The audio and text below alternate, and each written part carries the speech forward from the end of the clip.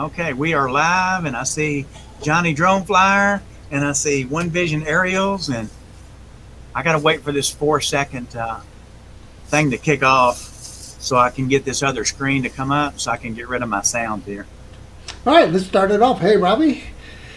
Let's Yeah. welcome everybody to the World Drone community. It's good to have everybody here. Oh, yeah. Let's see what we And, got in here. Let's look in the chats here. Okay, we see Johnny. We see One Vision Aerial. Oh, here we go. Here's TJ. I don't know why when I set up the thumbnail today, I set it for 5:55 because it's 6 my time, but for some reason it popped up on Al's time zone, which is an hour ahead. So it said there was 73 minutes. So thanks for everybody being smarter than me and being able to still show up on time. All right. Let a couple more people get in here, and then we'll play our intro, and then we've got Keith on tonight from D&D's Aerial Views. He's going to be talking about commercial droning and how you can get connected with the people that actually give you the jobs so you can make the big bucks. So if you're interested in any kind of, imagery, thermal imagery, he's the guy. He's got the right equipment to do all that thermal imaging. And so we're going to be talking thermal imaging today and what cameras are best used for thermal image and why. Those are the important things that we need to know. How can we use the correct tool for the right job, right? And so looking forward to that. So here we are. We have a bunch of Chris Wedgeworth is here, Johnny's here, and One Vision Aerial is also here, which is parentheses crop Dustin Gable. All right. He was here early. I saw your message. You said, 3 hours before the show, and it was actually 2. So tell you what, let's go ahead and play the intro and just go ahead and get started. Yeah, let's get us rolling.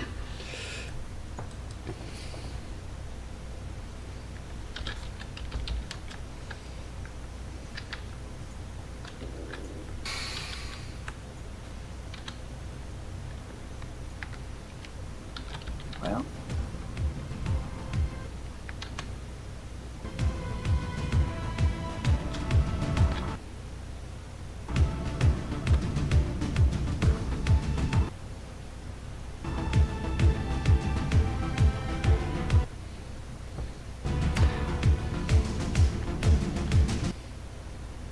I think it's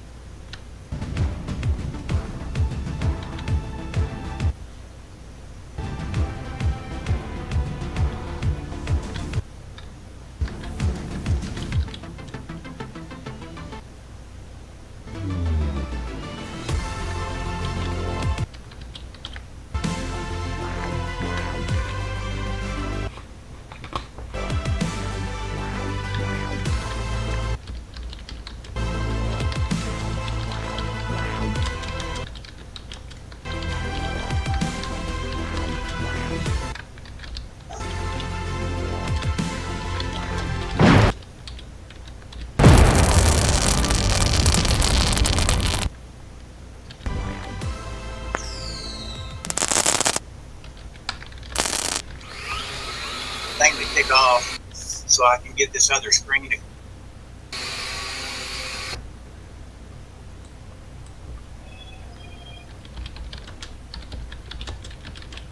all right, Robbie. We got dead air. Let's fix it. Let's move on.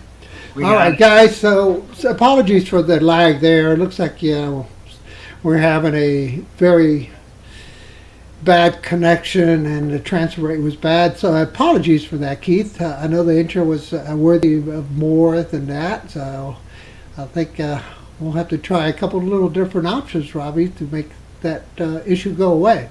Yeah, I pulled it in. I uploaded it into it. For some reason, it was jumping a little bit. I think your connection might be something with the hops you're taking. Yeah. And so if you want me to play it on my end, send me the file. Be glad to play it. But at this point in time, Keith, how you doing, buddy? Well, I was doing much better until Robbie had to go and goof up the introduction video. Jeez. Oh, like I said, apologies, man. I am so sorry that happened. But you know, it is life living in live stream. So sometimes you get those things. It's kind of like those business meetings you go through, and you're doing your presentation, and somebody in the group ends up messing up your presentation. You're like, oh, you realize I spent 2 weeks working on this, and you goofed it up by whatever. It happens all the time. So. Well, let's take it off of Robbie's back, and we'll put it on Wire Crash's back. Hey, there you go. You guys don't use them. So Ray Kelly's in the house. Hey, Captain Ray, good to see you. So, yeah, so you got some really cool equipment. That's one of the things that you really have, man. And definitely envious of your cameras, especially that XT2. But I was looking at that H20. My gosh. That thing looked awesome, but it was probably 3 times the price of the XT2, right? Well, actually, no, they come in pretty comparative on price. Really? Like we were talking about, when it comes to their specs, they're still very close on specs. The only thing you're really gaining is a better zoom capability. Oh, and how much zoom are we talking about? Quite a bit more zoom. 100x more? Well, the XT2 will do about an 8x zoom, whereas the new one does about a 30x zoom. So, understood. Yeah, it's quite a bit of difference. That's wow, more than 3x, obviously. So, and there certainly are situations where you don't want to get closer with the equipment that you're flying too. So having that zoom capability does come in handy, especially on cellular towers and things of that nature. Where getting too close can be very dangerous for your equipment. So, and not only that, the interference you get, coming across if your equipment's not shielded correctly, right? So, but the Matrix is normally you fly the Matrix, correct? Yeah, I do the Matrice 210, Matrice, the M210, yeah. Sure. Sorry, not the movie, the Matrice. No, she's a good platform. Nice, solid. Oh, what's her name? Well, I call her Susie. Oh, nice. Because sometimes there was a girl when I was younger named Susie who liked to frustrate me. So, of course, the M210 is named Susie. Now, show us your camera. Show us what camera you use. Do you have that one handy? Or have one handy there? We generally use this one when it comes to flying on thermal on roofs and so forth, because we do roof inspections, we do thermal inspections on commercial roof systems. And this camera has the wonderful ability to look between the layers and see that's the XT2, everybody. See whether you're retaining water within the layers of your roof system. So although a leak might not be apparent in the building, we can tell you if you got water in there or not. So, okay. Do you have an example you could play for us, and you share your display and show us what it looks like? Do you have any data you can show us? Data points? Well, I did have one in my introduction video. A couple of roofs there. There was a commercial roof, and then there was a residential roof. But Robbie refused to show you. So. Yeah, let me see if I can just share that same file and see if it shows up better, guys. Let me see if I can do that here. Yeah, well, Robbie's keying it up. Keith, look for an example of something that's, what you would say would be a bad roof. So you present to a client, say, hey, we got a bad roof here. Let me show you what we have. Believe it or not, how do I bring a picture into this, guys? Well, at the bottom, you'll see mute, stop cam, cam mic, and share. You hit the share button, and then you can choose to share your monitor or a file.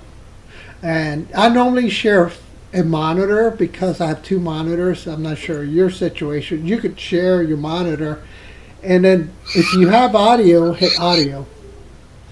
There's an audio button, or I should say, checkbox that you can use. Oh, look, see, I told Robbie, you're always learning in the drone world. You never stop.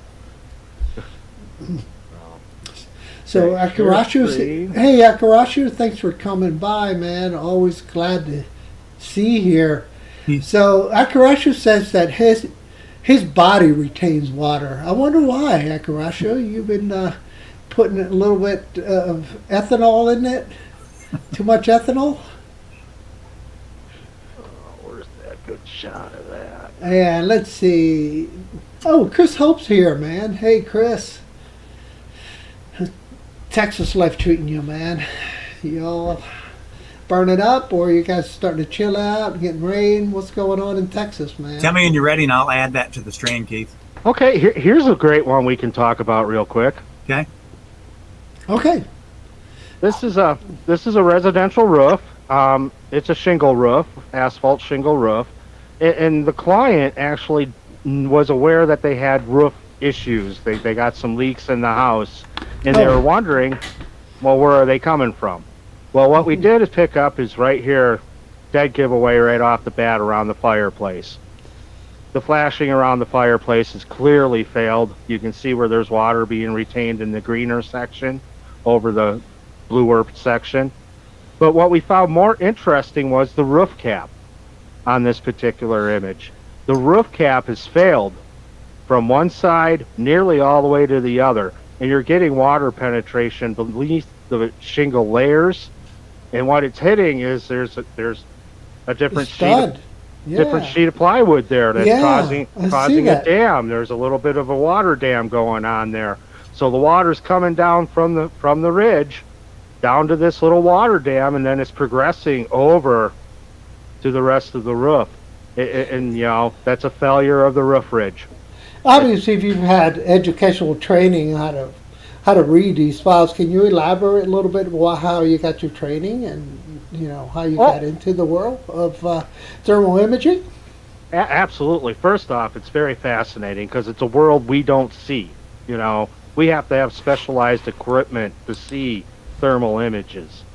And what it is it's everything radiates heat and energy, and it all radiates at different rates. And now with this camera system, we're able to look and read those different heat waves and so forth. And that's what thermal imaging is.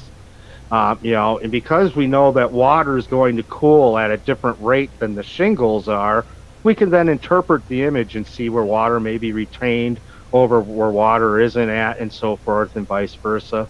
Let me find a commercial roof here real quick since we got. Yeah. So what you're saying, you're just looking for, a gradient that shows up, and that shows that you have a different density and different temperatures caused by water or whatever else you're searching for. We call them anomalies. We don't ever actually commit to anything being this or that. They're just anomalies. But the fact is we picked up an anomaly when we were looking at your particular, area of roof or so forth. There's something there that isn't part of the normal system that we should be seeing reflected. Understood. It's definitely something that needs to be, researched, obviously, to determine what the cause is. But I actually attended ITC. I'm a certified level 1 thermographer. And that was a 2-week program where we went and we learned all about thermal cameras, how to set them up, because one of the primary things when it comes to thermal imaging is knowing the emissivity of the object that you're scanning. And that's a big word, but it means a whole lot too. And right. That's the reflectability of the object that you're, for example, glass has no emissivity. It's kind of like water in that regard. All you're going to do is pick up a black image. You're not going to see anything in the image because it has zero emissivity. There's nothing to pick up. It's not radiating anything. It's all reflection.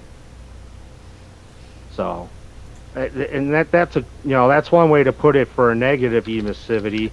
Most times emissivity will fall in the category between 80 or 90%, and that's typical of most things. You want to see the inside of a coffee cup, and you want to see the hot coffee, and you want to look through the ceramic. Well, you'll need to know the emissivity of the ceramic so you can change that level so you can look through the ceramic at the actual liquid you're looking to see. So Right. So in terms of cameras, we're all obviously talking about expensive cameras in the tens of thousands of dollars.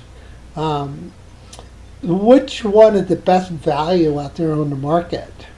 There's not many choices, obviously, but Well, when I was shopping around, they had several different cameras out already on the market.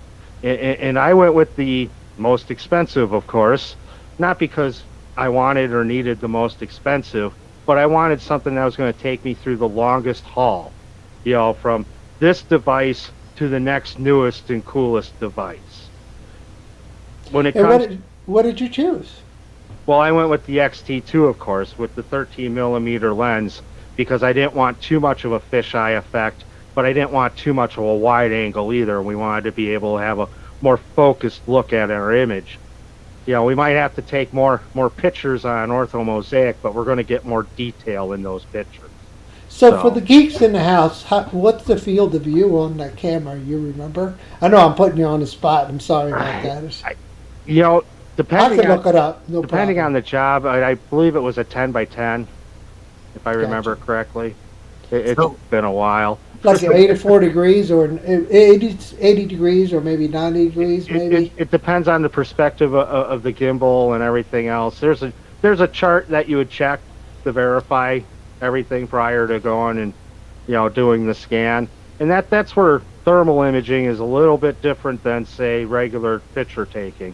The camera setup is more crucial there than anywhere else, because if you miss out on a few of the important things you needed to set up, like relative humidity, emissivity, current temperature, you can't change some of that later on in editing and post like you can with a standard image. Right, right.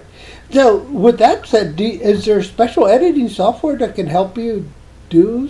I mean, obviously, everybody creates their own LUTs for their own specific needs, right? Because we're shooting raw, we want it cool, we want it warm, we want it red, we want it purple, whatever theme you want to portray, or whatever color you want to make yours. So all your pictures are going to look the same. Is there a program that Yeah, no, actually, available?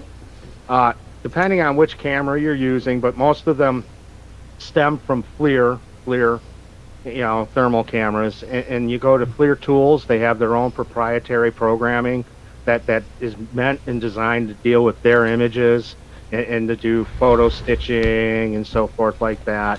Other companies, like Drone Deploy, do have an app that you can have attached to their app already that can do the images for you and so forth. But yeah, it's a bit of a different critter. So, there are aspects you need to look out for. A lot of people like Litchi for doing, mapping and orthos and stuff like that. Currently, Litchi don't have a thermal function. And unfortunately, that's a shame because it's a great program. It's easy to work with, good to use. But until they get that function in, you're stuck with one, like I said, Drone Deploy, Pix4D, they all have the thermal function involved. But you always end up in FLIR Tools usually. Yeah, Keith, if you have anything else you want to share, when you find it, just tell me and I'll pull it in where we can actually share that. Yeah, I actually have a commercial roof system up here, if you wanted to share that real quick. Okay. Now, This is a flat top that's got the. What is that look? Yeah, it looks like one of those tar roofs. Is that right? this is a single ply roof system. And yeah, it's a flat roof. It don't have any grain or gravel granules as an insulator or anything. And what you're seeing is you're seeing the nail marks between the different actual sheets. Right. And if you look carefully, this one was a little out of tune. It's not my best image, and luckily we were able to fix that in FLIR Tools in post. But normally you would want to be able to see the studs. And you can make them out a little bit in this image, and the studs are running perpendicular to the way they ran the roof. Yeah, I can see that. And once you start seeing the studs in a thermal image, you know that you're pretty much near tune. You can see there's a little bit of overlap, and I need to shift it over to the left a little bit. But this was one that we took. It was a commercial job. We were doing a survey. The focus was really around the vent area and the roof access, as well as around the AC system. Nothing was actually apparent. Everything looks pretty good on this roof. Got it. And what we see is the yellow spots. What do they indicate around that square, around the AC unit? And it looks like to be a camera or some other thing at the corner up there. Yeah, you got that right. Yep. Well, that's a vent stack for their bathroom, Ah, their stink pipe. gotcha. And then what we have over here, just to the chimney? north, is the actual roof hatch for the roof access. Ah, gotcha. Gotcha. And then we're looking at 2 AC units. And what you're seeing is roofs are going to cool at different temperatures after the thermal, they're done picking up their thermal radiation for the day from the sun. Most thermal images are done usually at dusk or after dark. And the reason for that is you want to get the thermal load off of what you're looking to scan. Yeah. So it can start going into its cooling process. So And that- when you're looking at this, so you can look at this and tell between the different colors if there's water there. Is it going to be a red or a green or yellow or what? If we were looking to see water on this particular roof, we would be seeing it as a bluer color. Okay. It'd be a lot deeper. It would stand out here because what you're seeing is you're seeing where the sun set to the north of this particular image, which was actually the west. Okay. And you're seeing the roof cool off pretty evenly, starting at where the sun left the roof the soonest, Right. going all the way back to where it's hottest, where the sun more recently set in that far upper corner you're Okay. seeing. Okay. Cool. Very nice. Very nice. Thanks for sharing and also explaining to us. So how do you land your jobs? Let's talk about the business side of it. And obviously, we're just talking about the geeky side now. Let's talk about the business side. Yeah. Who do you hook up with if someone's looking to get into the business? What do you recommend? Who should they go in and register with or join in order to get jobs? Well, like I said, I'm primarily a pilot network flyer, meaning I'm signed on with several different pilot networks. I primarily work through Droners.io, which is a pilot network. You can sign on, you verify that you're a 107 pilot, you verify that you have the insurance coverage, and typically what they'll do is they'll give you a test flight. So they can make sure you can take a picture properly. And what they are a bidding system where you place a bid on a job, and then there's other people who bid on the job, and it's really about how you sell yourself to your client in that first communication message you send. And typically what I do is I'll send them a shot list. This is what I'm thinking of for your particular shot. If you have something else in mind, let me know. Happy to work with you, and so forth. Now, another one I work for is Drone Base. Drone Base isn't too bad. They get a lot of business. They're flying a lot out there, people, whether good or bad, however you feel about them. They get lots of work. So I got a question in here. It says, is there a limit to how far into a structure the camera can pick up heat and cold signatures through, say, different materials? Poured, concrete, sheetrock, masonry blocks? Well, now that goes back to the emissivity of an object that you're scanning, and that's very true. I was very disappointed this wasn't the X-ray vision I thought it was going to be, where I could look straight into a wall, count how many people are sitting on a couch, in a chair, just like they show me on TV and that, which is always really fun to watch. It's not that good. All right, so we're stranded in a desert and we need some water, like Jackie in Spain does a lot of time in hiking. Put the bird up and you can go find us some water, right? Possibly, sure. I'm putting you on the spot, I know, right? But that's one of the things that you could do if you are desperate enough if you had power to fly a drone. The funny thing about that is they are recently starting to use thermal in archaeology. That's a good thing. There was a recent find right here in the United States where they found what was considered to be an undiscovered civilization right along the Mississippi. They're probably part of the mound building group in that. And the reason they were able to find this was they ran thermal at night, and because there was they were able to read the differences in the cooling of the sediment. And the sediment showed them that there was some type of habitation there thousands of years ago that nobody knew was there. So they started digging, and now here we have a new civilization we're adding to the list of native peoples. So, Wow. you know, it's all on how you use your system, you know, and that would be something I'd like to take part in if I ever got the chance to do so. That's a cool flight. But, Sorry, you know, interrupt. for me, I use it for roofing systems. I can penetrate pretty well into a roofing system with it. I can tell you if you got water usually. For example, I got another image if we want to share. Sure. Yeah, go ahead. Yeah. Well, one of the things that came to mind right off the bat, Keith, was that the Mayan civilization left their cities for no apparent reason and trying to figure out where they were. And a lot of the excavations just happened by chance. Somebody knows about it, but now with the introduction of FLIR and drone capabilities flying over the Yucatan Peninsula, they're finding all these lost cities from the Mayas that You know, nobody knew anything about them. I often regret not going LiDAR. Yeah, I went thermal. I really wish I might have wish I went LiDAR, because that is some cool stuff they're doing with LiDAR systems right now.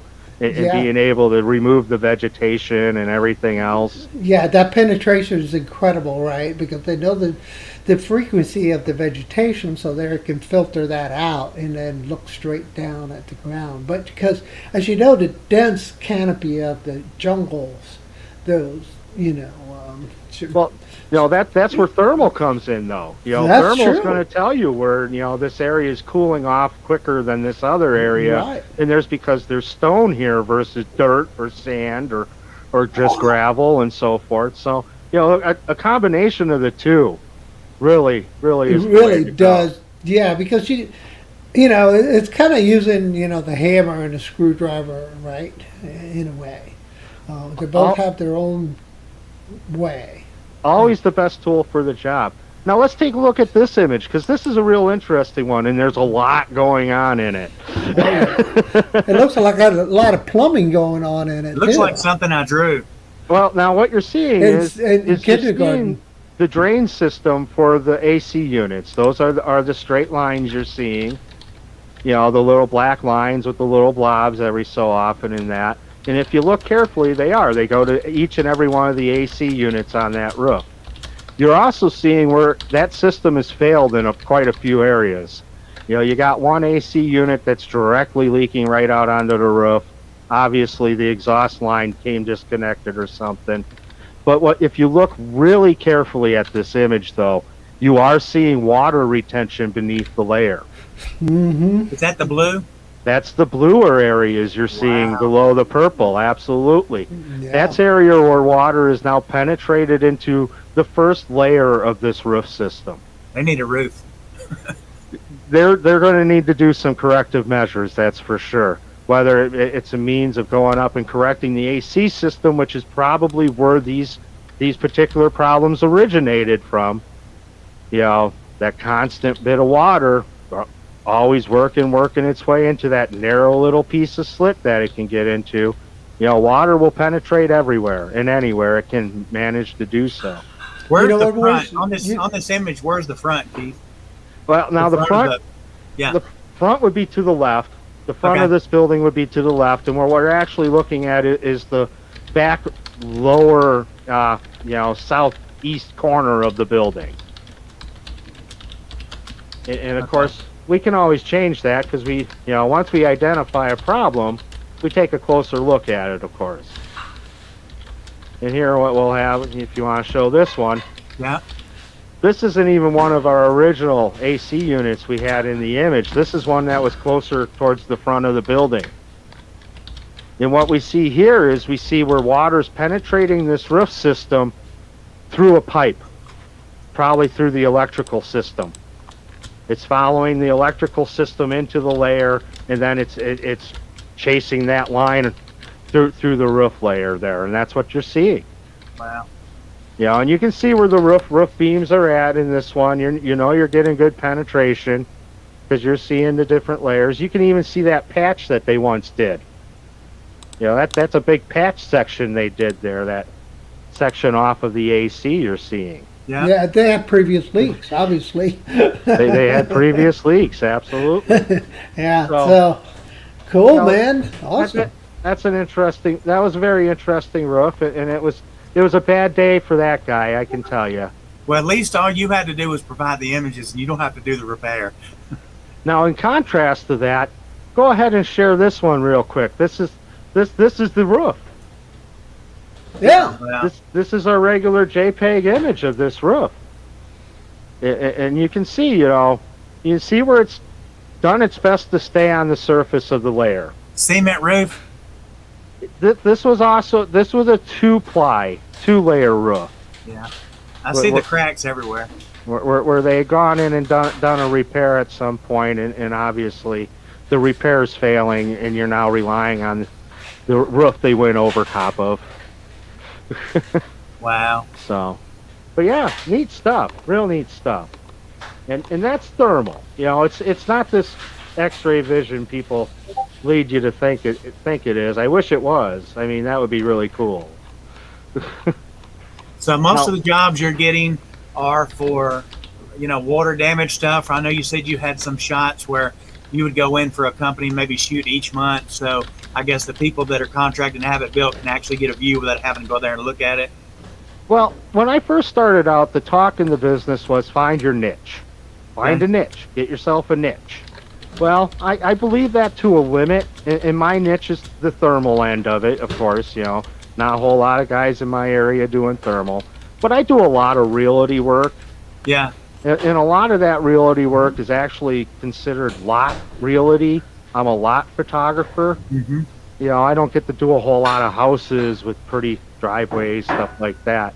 I'm doing 50, 100-acre properties that are woods, mountains, creeks, streams. One of the things I do is I hike in usually to get some interior shots for the clients to see. So that's something I do a little differently than most. Most guys will just fly it Yeah. and call it a day. No, I do the hike in. I'm a large guy. I'm out of shape. I need the exercise. It don't hurt to go hiking around the woods. Yeah. So tell me this. So when you're doing, when you do realty work, you do residential, commercial, both?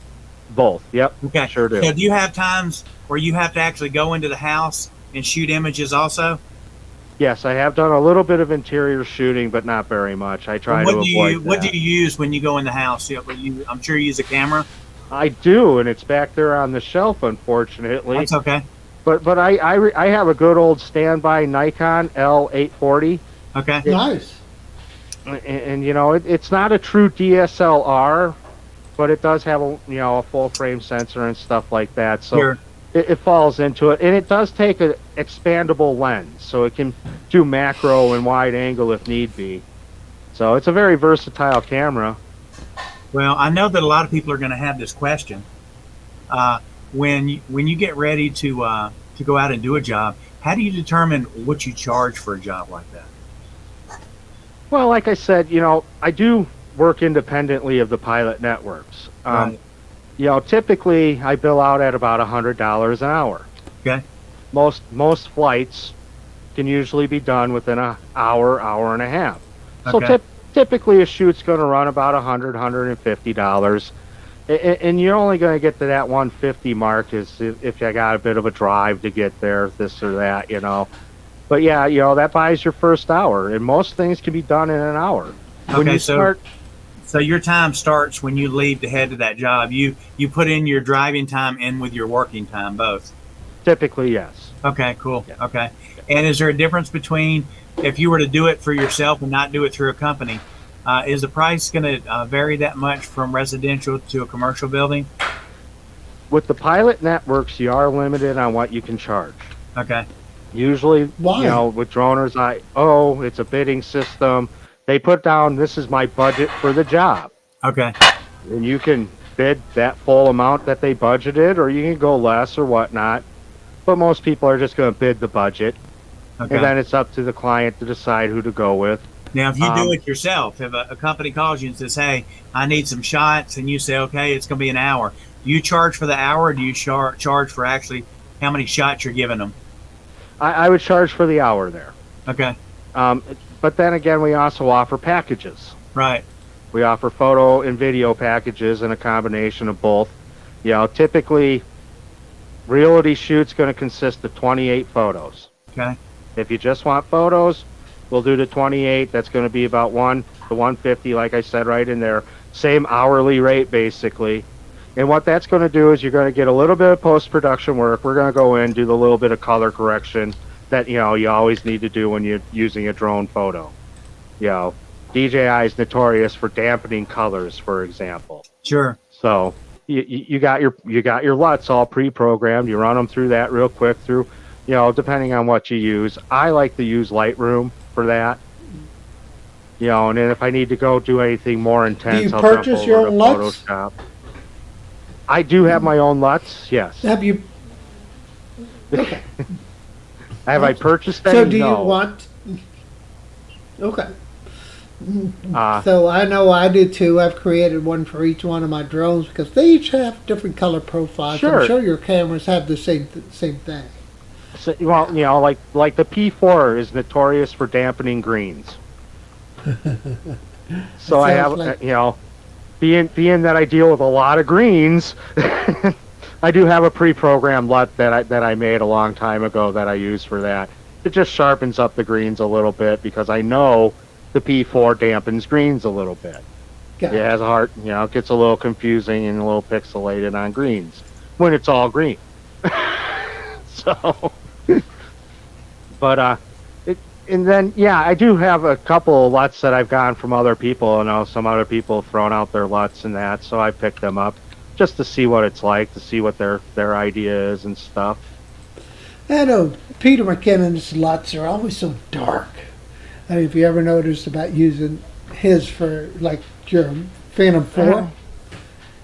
He's a dark fellow. What can you say? He likes everything to be a little goth. I know. A little goth is true. Yeah. And I don't mind Tim Burton's style of shooting either. It You're right. Be an You're amazing look. So, yeah. But I did have one more real quick image that I wanted to share. That one ain't it. Hold on. Is that one? Oh man, these are looking like crap. I'll go with that one. There we go. Yeah, there we go. That's a good one. Here's a utility capacitor. Wow. And what this was a local utility company. I seen them working on the lines in the pole one day, and I was just in the neighborhood with the 210. So I threw it up there. And what you're seeing is the amount of fuel within the actual tank. Even though this one was probably 25, 30 years old, it does not need replacing. It's working well within its temperature range, and it's still full of fluid just like it's supposed to be, is what the determination was. Now they hold diesel fuel, don't they? They do, yes. Okay. Because I know a lot of people in the military, when they would run into a situation, you can actually shoot the bottom of that and drain it. They'll use it and they'll put it in the equipment and drive it. Well, because diesel fuel won't explode under a spark. Right. Not like gasoline or oil or something along that line. So yeah, every one of them hanging out on the pole you go by is full of diesel fuel. That's right. So there's your end of the world survivability. You can still get diesel fuel. We just let the cat out of the bag. We're in trouble now. So, but yeah, and that's one of those means where this piece of equipment, thermal imaging, and that can really help out in utility systems and so forth. Right. I don't have any offhand. I'd have to pull out one of the storage drives to get one. But if you're looking at a substation, for example, you can tell which piece of equipment's running hotter than the rest. Oh, wow. And that identifies a piece of equipment that's potentially going to fail in the near future.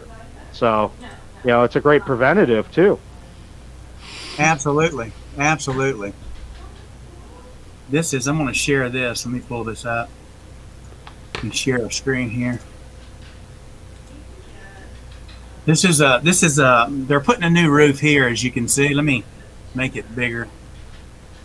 Full screen where you can see it. They had the actual crane up there. Now, if you'll look at it, it looks like those are metal rafters. They're fiberglass. Neat. It's a new roofing material that these guys are using. and it's complete fiberglass. It's not metal at all. So they ripped the old roof off. You see that? So, how does that hold up over a steel roof then? I think because they put on a transparency over that, so it's not a really heavy roof. It's one of those that's transparent where you can see through it. It's supposed to be really, really strong. It's what a lot of the commercial roofers are using now. So these are just a bunch of different shots. This was my first commercial gig. Well, sure, because lighting warehouses can run you a small fortune. Absolutely. So But they put the roof on this company before, and then they came back this year and they ripped everything off and they put the new one in. So these are images that I shot when I went out and did the job. No, that looks great, Robbie. What'd you shoot that on? I used two. I used a Phantom, and I used a Mini also. I used two different ones. Your Phantom 3, huh? Yeah. Yeah. Yeah. How you liking that? I don't know. Maybe I need to calibrate it, man. I mean, it's not a 4K, so you don't get as much quality out of it. But I don't know. So many people had the brag about it, and it's 4K. It's a better. I'm not in love with the way this thing flies. Okay, it's like every time wind hits it, I see it move, and everybody's like, "Have you calibrated?" It's like, "No, I flew it out of the box." Now the Mini did perfect. It wasn't an issue at all. The Mini just went in and just did it and took care of the job. But you got to watch it because I actually had some extra images that I didn't show that are above the crane looking straight down, and I'm physically have the whole shot straight down, looking straight down on it. Some nice bird's eye nadir shots there. Yeah. Well, here's the thing. When I actually was flying with the Phantom 3, I let it land. And I thought the propellers were stopped. I didn't pay that much attention. And I hit the remote, turned the remote off. There it goes, RTH. Luckily, I took off from 30 foot in the same parking lot as where I started. So when it went back up, I thought, wow, maybe, it's my software. And then I looked and realized it was a remote. Of course, when you turn the remote back on, it'll give you instant connection again. And then I was able to bring it back down. But I was kind of in tight quarters where I was at. And that a little bit further away, I was within zone of being able to fly in that area anyway, where I was at. I thought for a minute you're going to say you try to bat it down like a bird or something. No, but I'll tell you, when it started coming down, when I was waiting for my app to come up, I had my brother with me. I was like, if it tries to go up again, nobody was around me. I was like, grab it just in case, because it's in an area that, there's a lot of city around you. And that's one thing that, I think it's really important. If anybody's going to actually do any filming, you definitely need to have some insurance, because let me tell you, if one of these things lands or hits a building, hits a power line, and better yet, we talked about this before, and I'd made a comment on a couple other live streams. You guys know how when you fly, sometimes you'll see an airplane so far up in the air you can't even see it, but it'll show up on that remote of the DJI and say, hey, aircraft approaching, fly with caution. Well, here's the thing. Military doesn't pop up because they're on a different band. Okay? So where we were flying, I'm sure there's laws and rules that they have to abide by too. But we had two choppers come in probably a quarter mile away from where we were flying. Like 10 minutes after we came down, there they were right there. And they were flying, I'm going to guess, 150 foot off the floor. And I was just like, man, they were so close. Had I been there, you'd have seen me on TV and they'd have blamed me. They'd have said, yes, remote, 107 pilot hits a copter. That wouldn't have looked good for me. Hey, did you watch my dolphin video, Robbie? Yeah, I did. Did you see that helicopter that kept buzzing me when I was flying? Yeah, the one that was over there to the left.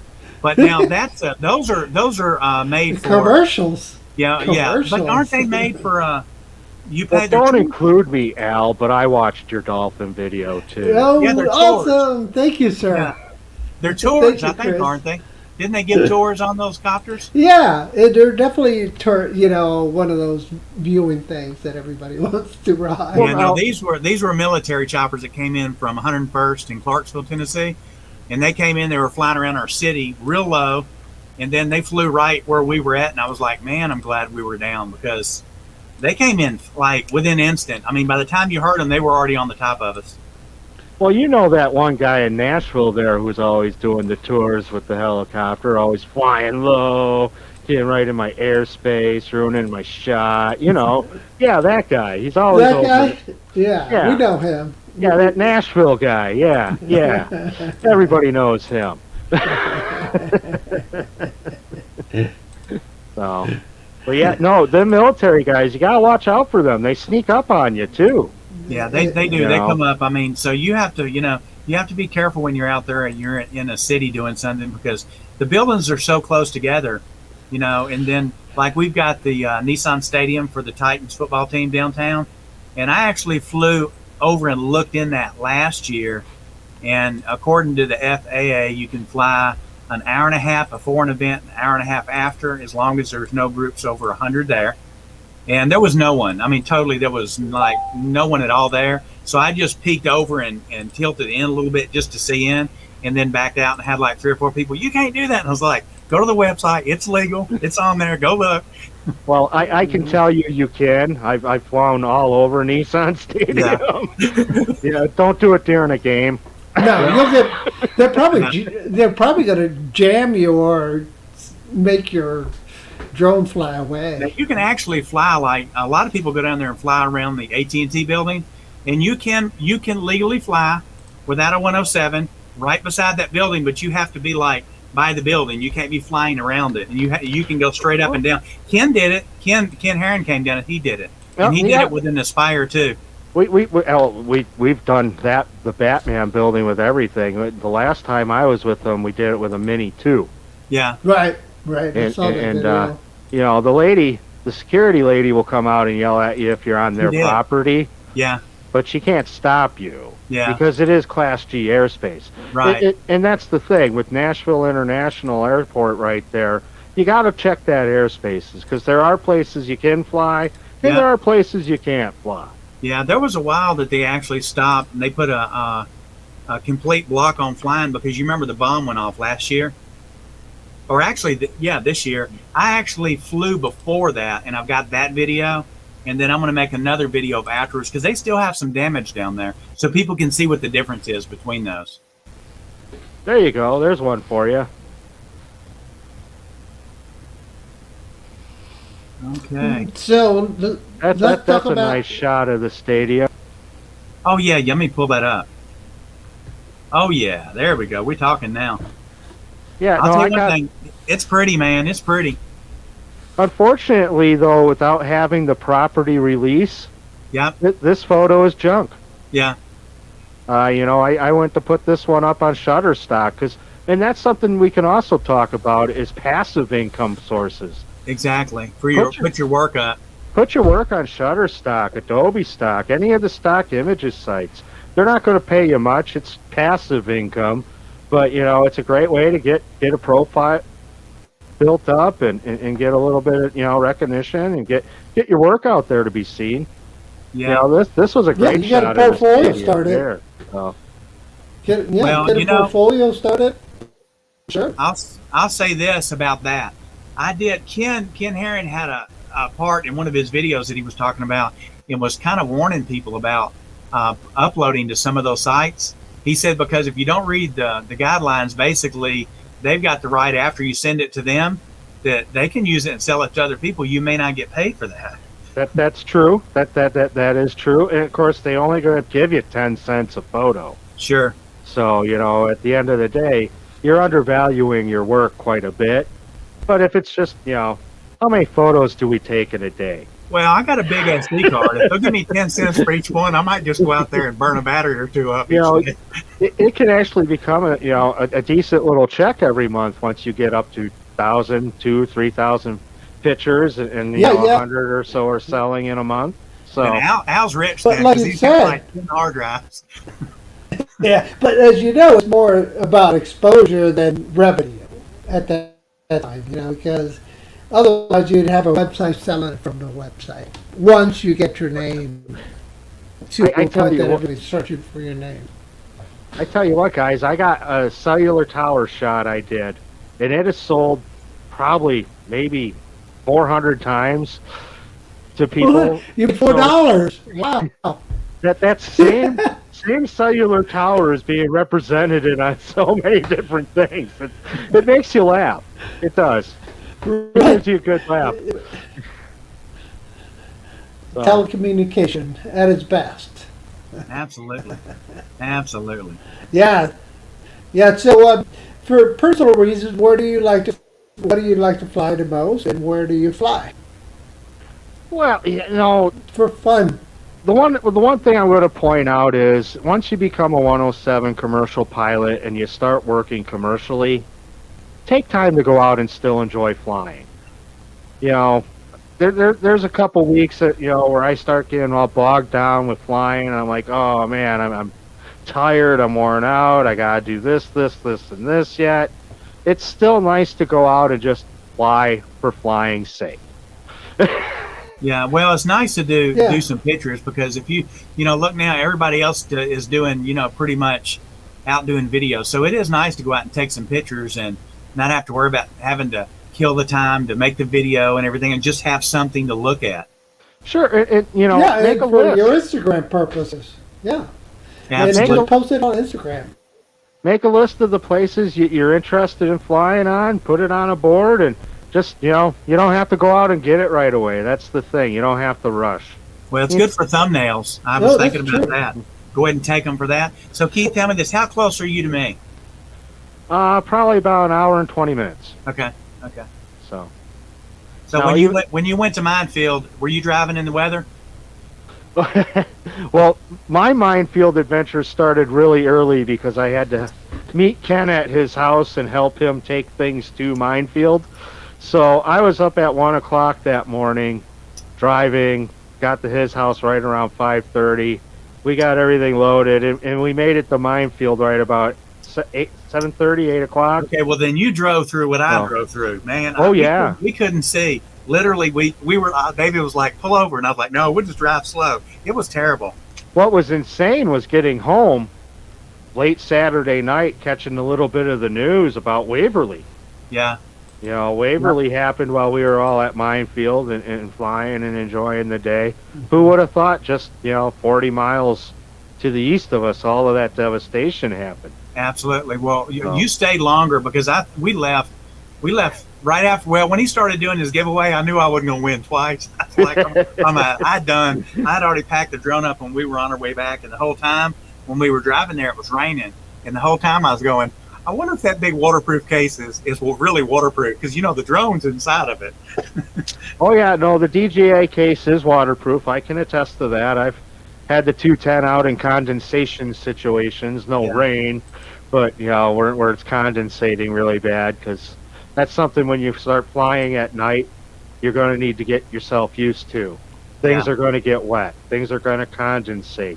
You're Sure. going to need to protect your gear, and stuff like that. Because night flying is a completely different bird than flying during the day. There's a reason why they want you to know a little more, do a little extra to fly at night. Yeah. You know, Got a question here. Do you inform law enforcement before you put up a drone before a job, or only in certain airspace? I don't know because I've not flown in a really restricted airplane, so I'll ask you on that one. Typically, in certain airspaces, we will inform local law enforcement that we're planning on conducting a flight. Generally speaking, no. Generally speaking, I'm in Class G for the most part, like everybody else. Yeah. But yeah, usually when we're starting to get into them, restricted airspaces, link authorizations, just letting them know you're there. So if they get a phone call, hey, some guy's flying my drone over my house, they know that there's actually something being done that they're aware of. Absolutely. Bob was saying he left at 3:30, and it was torrential rains.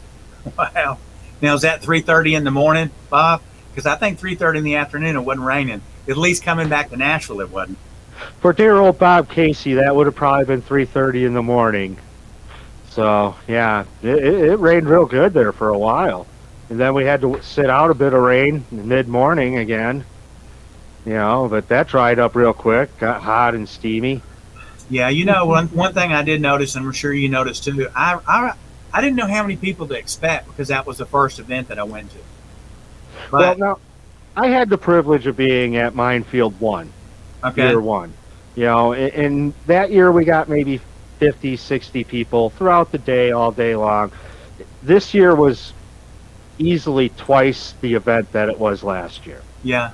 You know, we had music playing in the background. We actually had a DJ around. You know, more people showed up than I think even Ken realized were coming. I think Ken should have renamed it Minefield FPV, because honestly, more people were flying FPVs than were flying GPS drones there. I think there was, 4 or 5 of us there with GPS drones. That was it. Oh, goodness, no. They all had GPS drones. They just weren't flying them. I didn't see any. I only saw like a couple, the Skydio, and then Kelly flew that was it a GoPro Karma. The GoPro. GoPro Karma, yeah.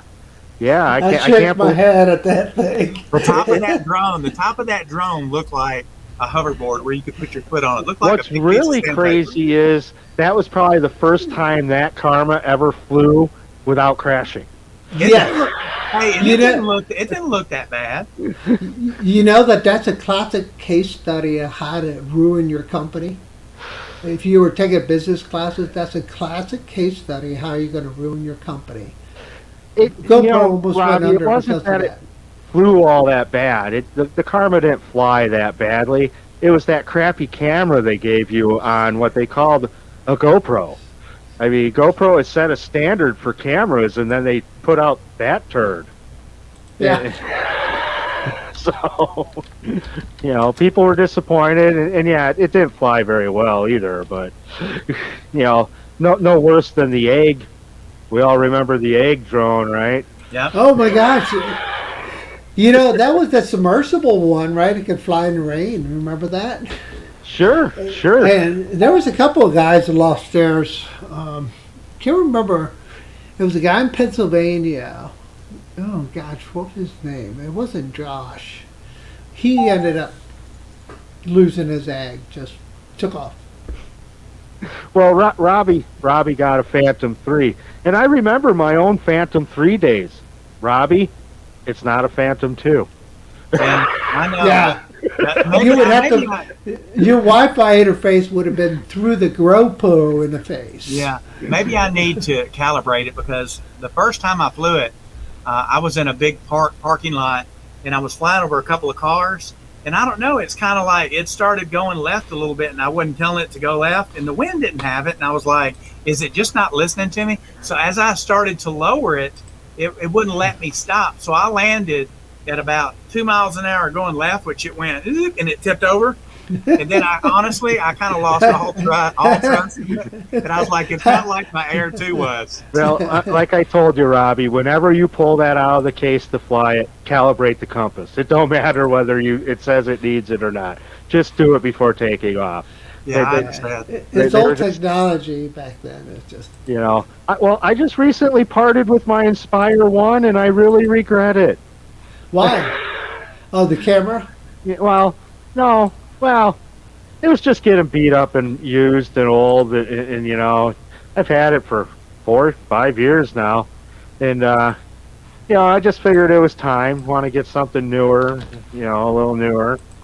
But yeah, I miss her already. She hasn't even been gone that long, but I miss her already. What was her name? Oh, that was a Martha. Martha. That was a Martha. Oh, sure. All right, so in the chat, guys, I posted Keith's YouTube channel, so if you guys are interested, check it out. Hey, don't forget to subscribe, guys. He needs to get his subs up, so help him out as much as you can. I shouldn't say he needs he would like to have his subs up, but D&D aerial views, link is in the chat, guys. And those guys are all bobs.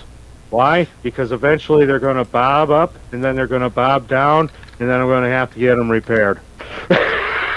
I got you there. But yeah, Robbie, you should have got the P4. You would have really been impressed. Well, I actually had somebody local that was trying to sell it. I saw it online. I paid $225 for it, and when I went and looked at it, he said it was only flown 4 times.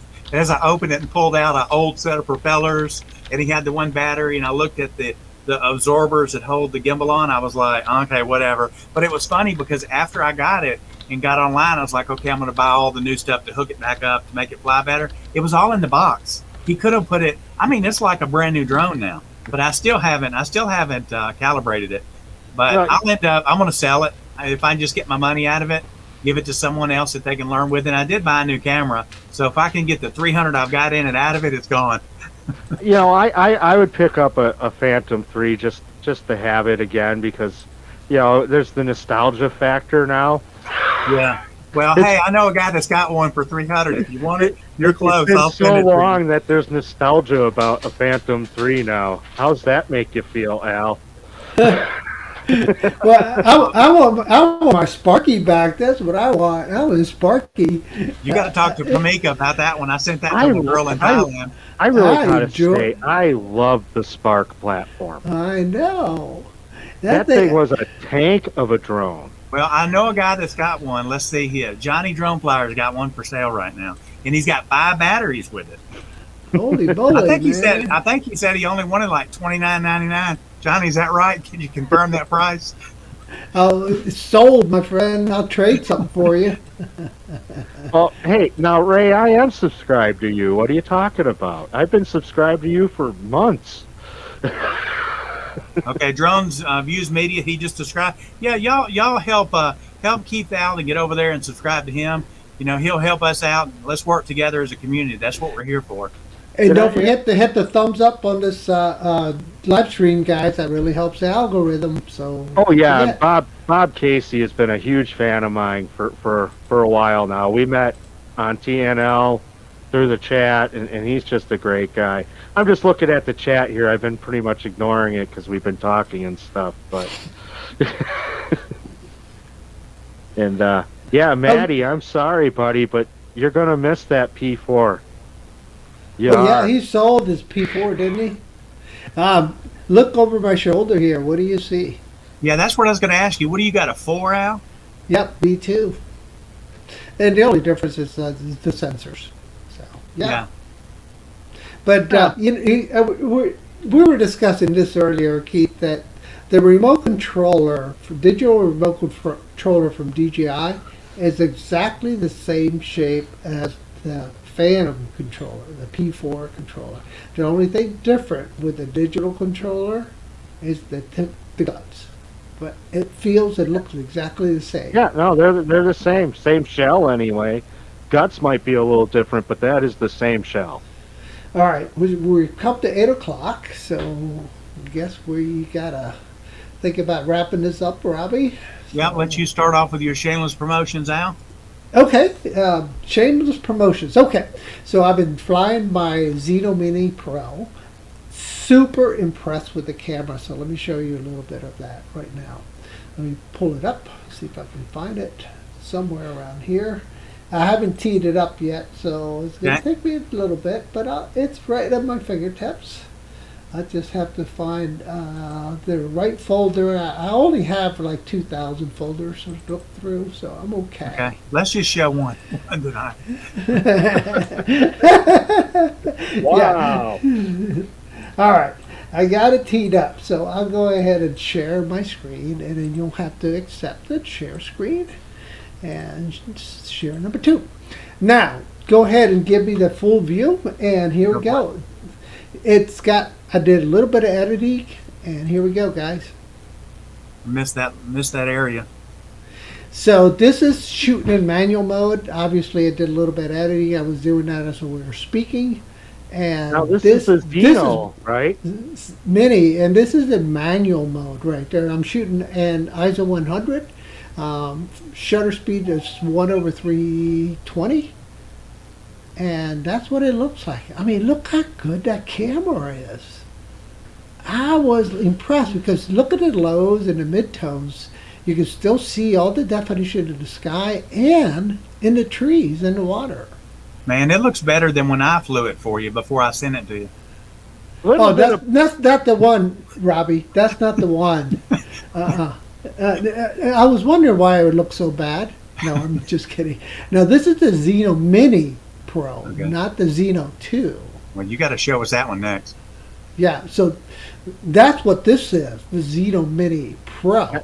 Now, is that in 4K 30 frames? Everything's shot in 4K 30, but check out how well, no filters on it at all. And you can see the bottom right through the water. If you look close, you can see a Skydio that's in. Might be a, Or a GoPro Karma. yeah, probably. And so what you're going to see next is going to be a comparison of both shot in manual and in auto. Okay, this is manual, and you're going to see the auto shot next. I just wanted to come out here and just kind of give you a feel how it flies and how it handles. Pretty much wide open throttle the whole time. I usually don't back off on my throttle at all. And so hopefully here I'll be, here it is.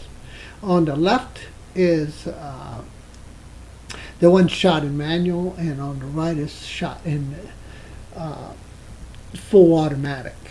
So you can see that I toned mine down, exposed more to the sky than to the ground, with the ISO 100 running at a shutter speed of 1/320.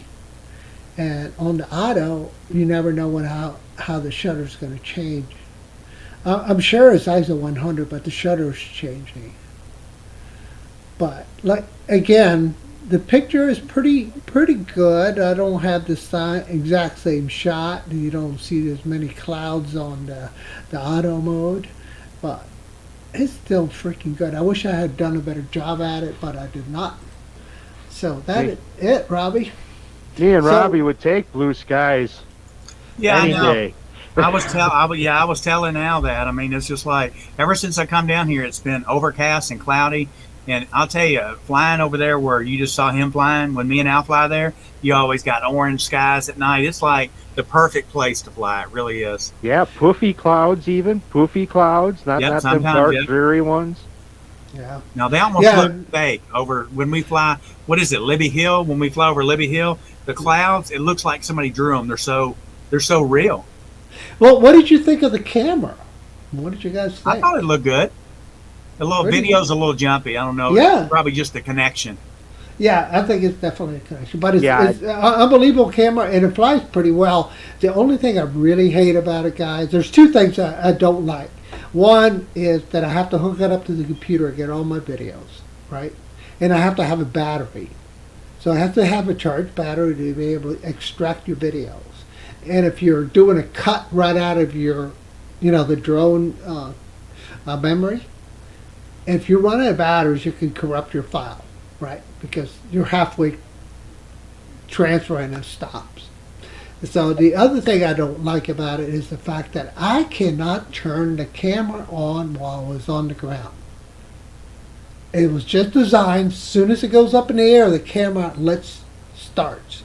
So then you have to waste battery doing all your adjustments, right? You're going, do I need a ISO 100, 600 frames a second? How many, you know what I mean? So those two things I do not like at all. Everything else, I've only flown it 3 times, but those 3 times been 6 batteries. So I've run 6 batteries through it. So when I purchased this drone, I purchased it with 1 battery. Since I waited so long, they gave me an extra battery, and they gave me an extra charger hub, and they gave me for free a really nice case to go with it. So kudos for that, Hubson. You did a good job with that. I appreciate that. I just don't like the fact that I can't tune my camera while I'm sitting on the ground.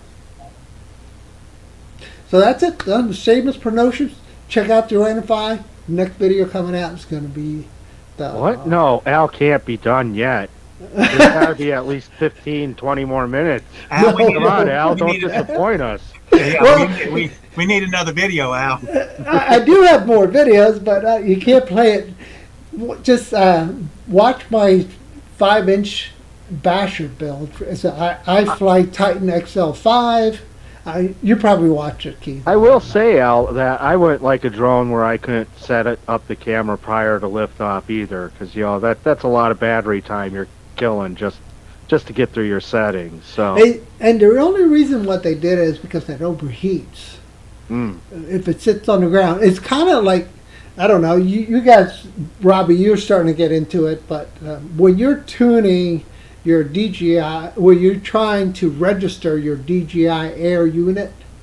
All right, before you make your build and you put it in your 5-inch quad, 3-inch quad, airplane, whatever. You got the air unit, and you got to register it. But one of the things that happens is it wants to update. And if you don't run a fan, you will overheat the unit and shut down in the middle of your registration. You know, So, funny you mentioned that, Al, because I noticed that with this one. This little Got guy it. likes to overheat really bad. There only seems to be Yeah. the one vent at the top for airflow. so So- yeah, run a fan on it, and while you're sitting there doing the adjustments, Sure, or when you're waiting to do more, update it and stuff like that, because I really think like it's that real drone. hot. I really like that Skydio too. But anyway, I ran 8 minutes long on that one, Robbie. So. That's okay. Well, look, Keith, we've got your. Oh yeah, see, he's got his own little card there. I like that. Back to homegrown there. Well, tonight I'm just promoting World Drone Community. I think Oh. we started sending some of the. Oh yeah, he's got his shirt on. Shirt, All right. Shirt. Let me Yeah. get my nipple out of the way. Hold on. There we go. So yeah, we've got. I have the same problem. Yeah, we've got the shirts out and available, guys. Anybody wants any shirts, we're going to be putting out some ads soon. And if you need a shirt with your own logo on it, just contact me or Al. And Well, I'm get you glad hooked up Al with- mentioned that because it's the fabric, I think.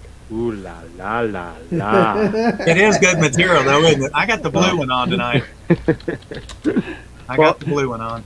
Al, Robbie, this was actually really a lot of fun. I was nervous coming into this first time I've done anything like this, but this was a great time, guys. It really Hey, was. you did good, man. The first time me and Al went out and took a video, he put me on camera. I was like this talking. I was like, welcome to a good day. I was jumping and out like, what's wrong? You don't normally do that. I was like, I guess I'm nervous. Well, after a while, it's just like we all know each other. It doesn't really matter. Just say it how it is. Keep the profanity out. Other than that, yeah, it's not an issue.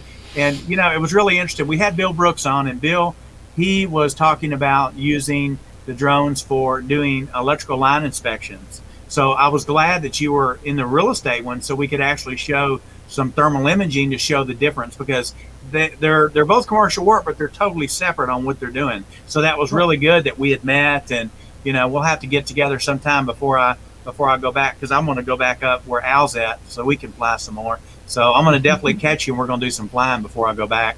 Yeah. But we are still a growing industry. Oh, And absolutely. that's something we need to always point out to people. We don't know where the top of our industry is. Yeah, We don't know what applications we can and can't do yet. that's We're right. learning, but we Yeah. don't know yet. And the sky really is the limit for us. Yeah, We just well, got to keep big companies from taking our airspace. We Yeah. got to keep, there's no difference between an FPV pilot or a GPS pilot, guys. right. We all love flying. Yeah, and if you want to support a cause, Race Day Drones is the one that put that lawsuit together, Sure. battling the FAA guys. So definitely contribute to their cause, because they're actually in the forefront of fighting some of the Yeah. restrictions with, FPV racing drones. It's also good to keep in mind that the FAA isn't necessarily our enemy per se. That they're a regulating bureaucratic body. That there's always red tape for everything any bureaucratic body does. They're going to make mistakes. They're going to have Yeah. bad ideas. It's And up, you know what? To their credit, they have been making adjustments along the way, and that has been good. yeah, absolutely. Because the give line them of credit sight where has it's been due. relaxed a little bit, obviously not with the FPV drones, but with the goggles. I mean, because generally we have an FPV drone every time we put a GPS drone or a photography drone, but Yeah. you know what I mean, the goggle ones. Here we've got FPV here. is It really said- scary to the FAA because it's so new to them. yeah. Oh God, did you see what Drone View Media said? Yeah, he said it's technically illegal here in Ireland. What I'd like to know, tell me, what time is it in Ireland right now? Now I heard Australia's looking to ban FPV too. Oh wow, that would end the industry of like flying a plane. Because- and there is applications in the industrial world for FPV too. It's not just about GPS, you know. Oh, in the military for sure. Some of these great FPV guys can fly a cave system with a LiDAR unit and map that out and so forth and everything else.